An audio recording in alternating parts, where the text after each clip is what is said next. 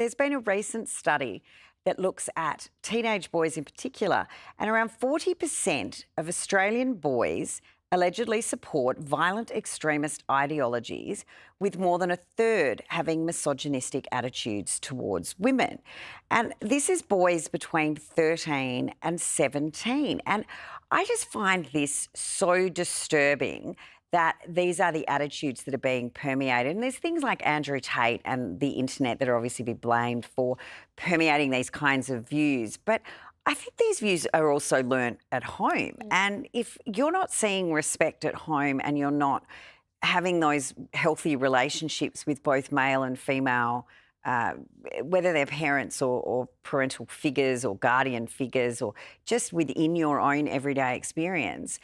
And that's actually frightening to think that that number of kids may not be seeing healthy gender relationships being modelled in the home or in their broader community, as well as whether it's the school environment. But, I mean, obviously the internet is playing a big role. These Andrew Tate and these sort of incels, I mean, I don't understand the involuntary celibate. Well, I can tell you why you're celibate is because you're an idiot and you're rude and revolting and probably haven't showered very often and live in your mother's basement with a tinfoil hat. I can give you a few tips on how to improve with the women.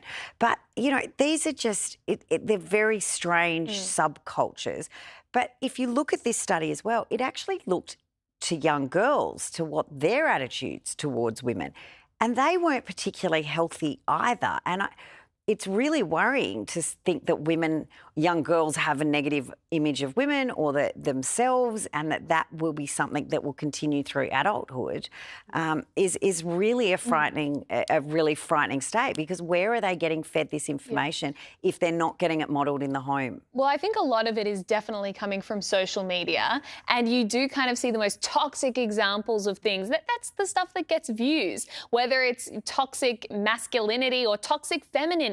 And I think that is a big challenge. We've put so much emphasis on how bad men are. You're capable of violence. You're going to mistreat women. You're a danger to society. But we actually also have developed a toxic feminism as well, which says women are better than men. We don't need men. Men are good for nothing, useless slobs who are completely add nothing to society. If anything, they detract. And so I can understand why kids today are confused, conflicted, and falling into some of these destructive ideologies because, as you say, Hollie, what are the examples for them? Where are they learning what healthy masculinity and healthy femininity looks like? Yeah, the issue of our boys and young men has been an increasing one now for a number of years. I think it was captured really well with that Netflix drama last year of adolescence. I really liked that. I encouraged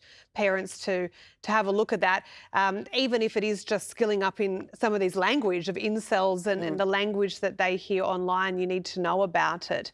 But our boys are lost, and I agree, Freya, with you. I think that part of it is that when they're told so many times that they are the problem, that it is masculinity is toxic, and if you add to that, if you're a white male and all that comes with the guilt of being a white male and privilege, at some point they're going to say, well, fine, that's who I am. And they're going to lean into that culture. And of course, there are many platforms now just sitting there waiting in dark corners of the web to encourage that. So it is a big problem. I think that they're lost in their identity. They're lost in their role.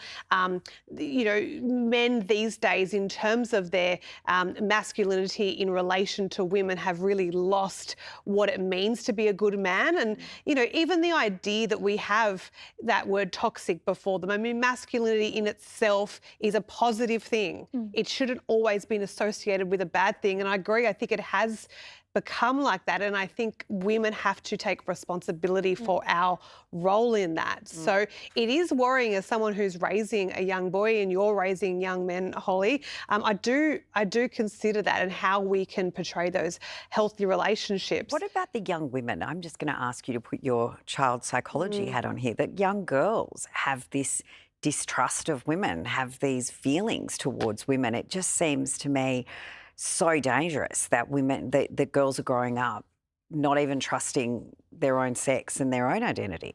I honestly think it's just a whole heap, as you said, of confusion. I think what the internet does is provide a whole information dump to everyone. And for every view that you'll get a counter view. You'll get radical views. In there, you might get a sensible view.